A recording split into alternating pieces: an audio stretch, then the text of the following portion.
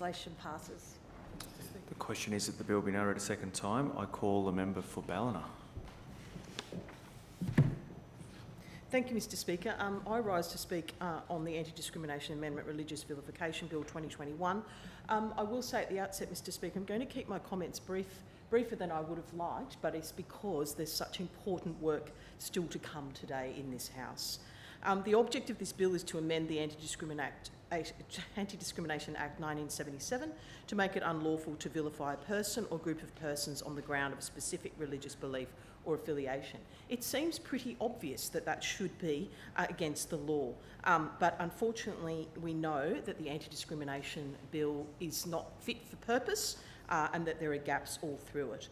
And we know that the inquiry recently by the Parliamentary Friends of Religious Freedoms was designed, unfortunately, to give legitimacy to One Nation's dangerous proposed bill, and that this, in many ways, preempts the government acting on that report by providing much-needed protection against discrimination on the basis of religious belief or affiliation.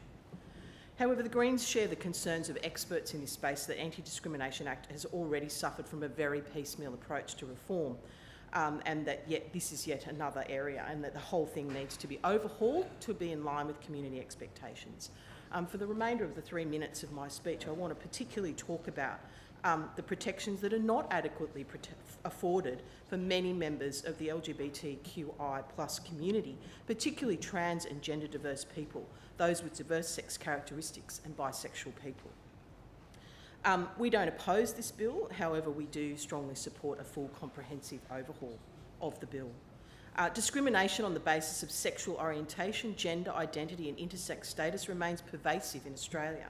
Successive national and local level studies have documented the burden that places on LGBTIQ+ people, and I'm not going to belabor that. But having recourse to redress through anti-discrimination protections is recognised as a key pathway for the exercise of agency and resistance in the face of pervasive and often persistent discrimination experienced by members of our community.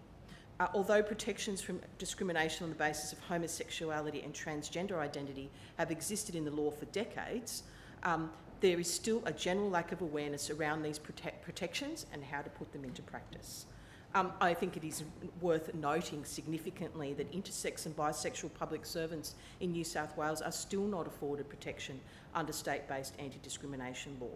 In relation to bisexual people, the extant international literature has framed this as bisexual erasure, denoting the active exclusion of bisexual people from history, the law and society as a result. The juridical effects of bisexual erasure are pervasive and carry specific legal consequences for people who identify, as I do, or can be described as bisexual. We need legislative reform. We need to recognise that discrimination can be experienced on multiple grounds. We need to shift the burden of proof in anti-discrimination law to improve access to justice for those who experience discrimination directly.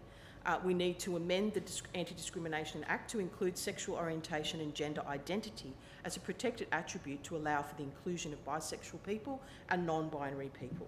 We need to make complaints processes more accessible and legislative protections more widely known among specific sectors of our community, and particularly young people, people from migrant and diverse cultural backgrounds, as well as bisexual, trans and intersex people. We support the bill, it is our strong view that the Anti-Discrimination Act needs to be majorly overhauled because there are so many people in our community who are not recognised and are not protected by the bill. The question is that the bill be now read a second